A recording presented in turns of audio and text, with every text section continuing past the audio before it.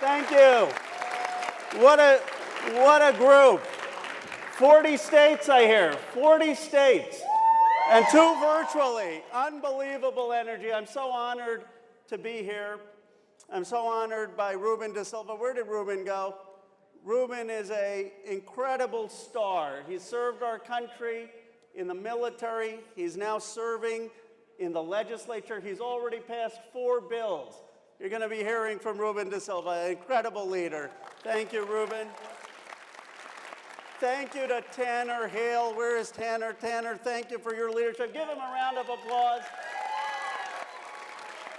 Give the Young Democrats of America a round of applause for getting mobilized folks from around the nation. And DDM, our chair of Nevada, thank you for what you're doing. Thank you to the Nevada State Party.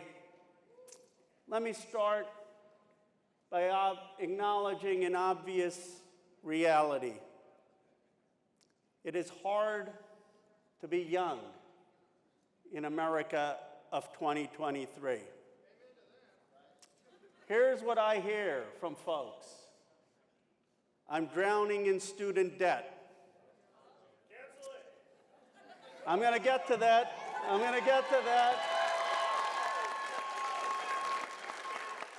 The guy's taking my speech. It's taking my speech. I got medical debt. I'm going to get to that too. I can't afford rent. Can't afford to buy a house. And then, I don't make enough money to afford basic things. Just talk to someone working at Starbucks or an Uber driver.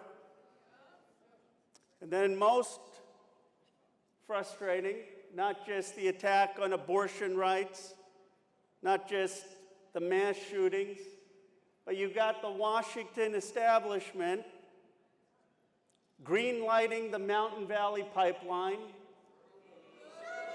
approving the Willow oil drilling project, subsidizing fossil fuels, despite your generation's demand to have a livable planet. Let me tell you something. Some of us progressives heard you, and we stood loudly and firmly against those projects.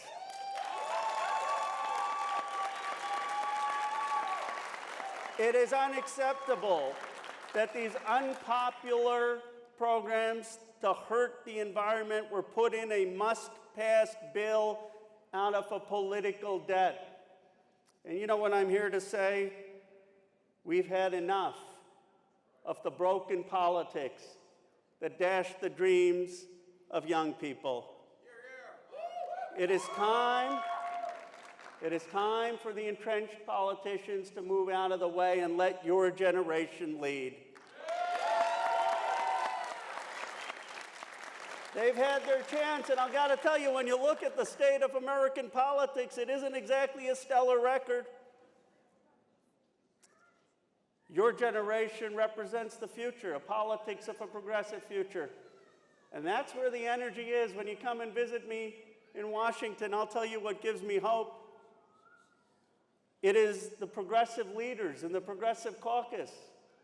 Delia Ramirez, Maxwell Frost, AOC, Greg Casar, Jasmine Crockett, Jamal Bowman, Chris Deluzio. That's where the moral center of this Congress is. And that's where the power resides. And I got to tell you, when I was growing up in Bucks County, Pennsylvania, my parents, we got bucks in the house, all right. My parents couldn't meet a staff member to a member of Congress. We couldn't meet a staff person. Today we've got 5 Indian Americans in Congress, and a Congress that's starting to look like people in this room. So this Juneteenth, we should remember that moral progress, though often hard, is possible in America. The recognition of Juneteenth today, which celebrates freedom for the enslaved as a federal holiday, is in itself a story of perseverance. And we should remember that it is young people, people like all of you, who have driven moral progress in this country. It was Dr. King, when he called for fighting the three major evils of society, poverty, militarism, and racism, who was only 35. Only 35 when he was recognized by Time magazine as a Person of the Year. Assassinated at 39, Malcolm X, 39. John Lewis, 25, when he was beaten on the Edmund Pettus Bridge. I share these stories because don't underestimate your power. It's not the leaders in Washington that have driven change in this country. It's the people like you seated here who mobilize who have driven the change. As Ruben mentioned, my inspiration is my grandfather, Amarnath Vidyalankar, who spent years in jail as part of Gandhi's independence movement against the evils of colonialism. That is why at my core, like so many progressives, I'm a movement politician. I believe it is grassroots mobilization, often by young people, who are the beating hearts of social movements that bring change. And so, my friends, at this difficult time for our nation, I'm here with a simple message. America is crying out for your leadership, and it's about time that the Washington establishment starts to listen. It's time to listen to you that health care is a human right. That means Medicare for all. A person's health care should not be dependent on their job. Each year, over 60,000 Americans die because they can't afford health care. And here's what people often miss. It's not just folks that don't have insurance. It's working class folks, middle class folks who can't afford the deductibles, who can't afford the co-pays. I knew someone like that in my district, Sarah Broughton, in her early 20s. And I had to go to her memorial service in San Jose. She was in her early 20s. She had a sinus infection. And she did not get her insurance approved from the state. And so she never treated it. She could not afford to go to a primary care doctor. And then the infection spread to her brain. By the time she went to the ER, by the time our country said, okay, now you have to treat her. Let me tell you something, no one in America should die because of a sinus infection.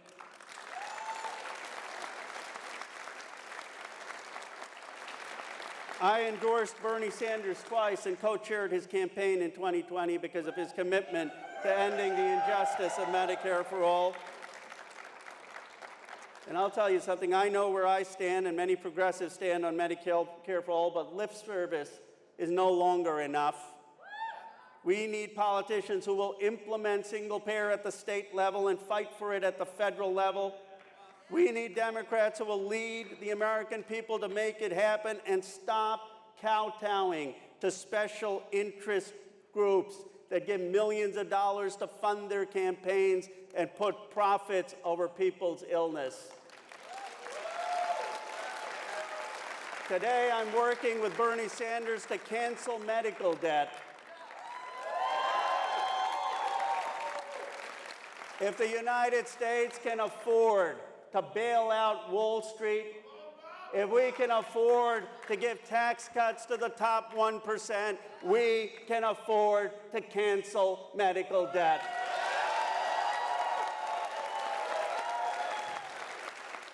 And I gotta tell you, it's time to listen to your generation on canceling student debt.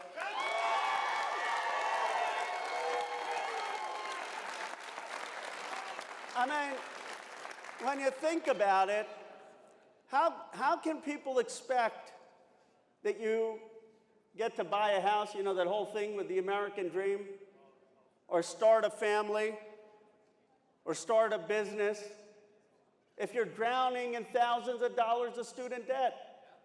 No other country in the world does that.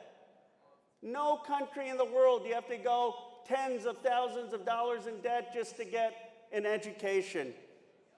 It is time for public college and vocational education in this country to be free.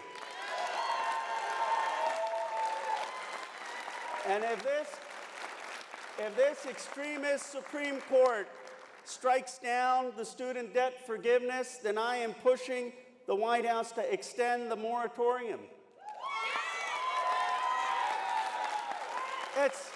Look, the economists have said, if we actually force students to start repaying in September, you're going to decrease consumer spending and you're actually going to help trigger a recession. It would be a moral, political, and economic disaster. So let me be clear. We must continue the pause on student loan payments until we make good on the promise to forgive student loans.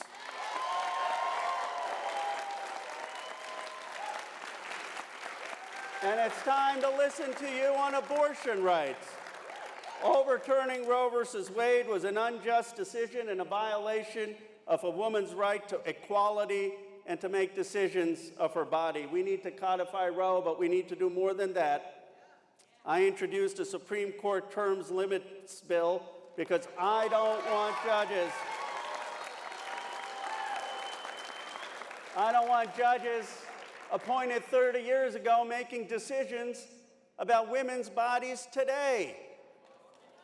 18 years and you're out. These justices should not be there for life. We need to have a fair wage in America. I don't want to take up too much of your time, but we got a lot of problems, so I'm going to go for a few more.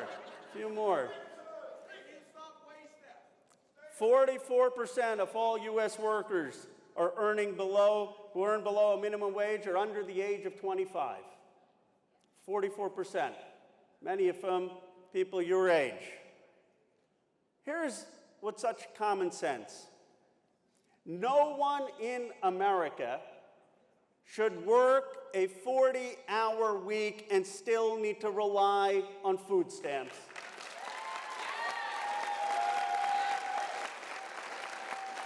No one in America should work a 40-hour week and not be able to afford a place to live.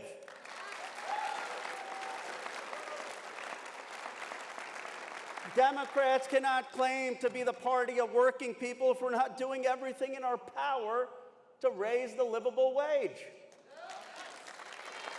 And here's the truth. We made a mistake by not overruling the Senate parliamentarian in 2022 and passing a $15 wage when we had the House, the Senate, and the presidency. We win big in 2024 by having an agenda for the working class. A $15 wage in Florida polled higher than both President Biden and Donald Trump. And while we're at it, let's make it $17 so people can actually afford to live. We need the wages to go up, but we also need the cost of housing to come down. You know this in Vegas. You know what's going on. Wall Street is buying up the houses here and jacking up the price, jacking up the rent. My Stop Wall Street Act would put an end to your tax dollars subsidizing Wall Street to drive up rents.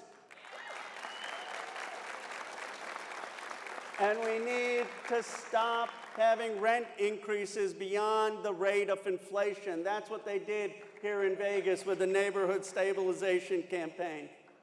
It's time to listen to you on the climate crisis as well.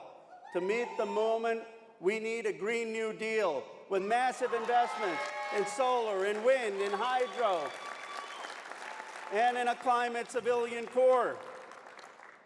Senator Markey and I have introduced a Green New Deal on health. Now here, when people say, how can you afford it? I have an idea. How about we stop rubber stamping defense budgets approaching $1 trillion and invest in solving the climate crisis?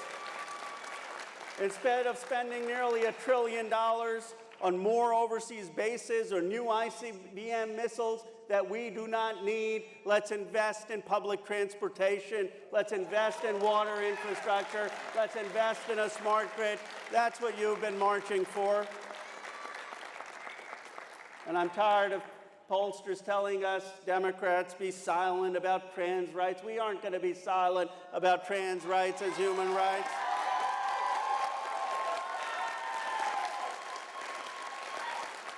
I don't care what the polling says. People respect moral clarity. That means we speak out against trans kids being bullied. That means we speak out for gender-affirming care. That means we speak out and say kids in junior high and high school must not be banned from joining sports teams. This Pride Month, let us be clear that we stand with the LGBTQ+ community and not be afraid. And we can't be silent about gun violence. Now, when I was growing up, it wasn't a thing. You didn't have these shooting drills. Now, you've got shooting drills, anxiety, people going out to a mall, to a concert, to school, not knowing whether they're going to be safe. That's not an America to live in. Thoughts and prayers are not enough. In the House, we have passed an assault weapons ban, a universal background check, red flag laws to take those guns away from those who threaten others. The Senate needs to act. It's why we need to re-elect President Biden and Vice President Harris, and it's time we abolish the filibuster so we can keep kids safe from violence.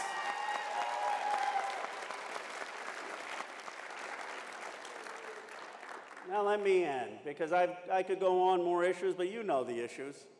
My whole point is, you've got to lead, we've got to listen, as opposed to the other way around.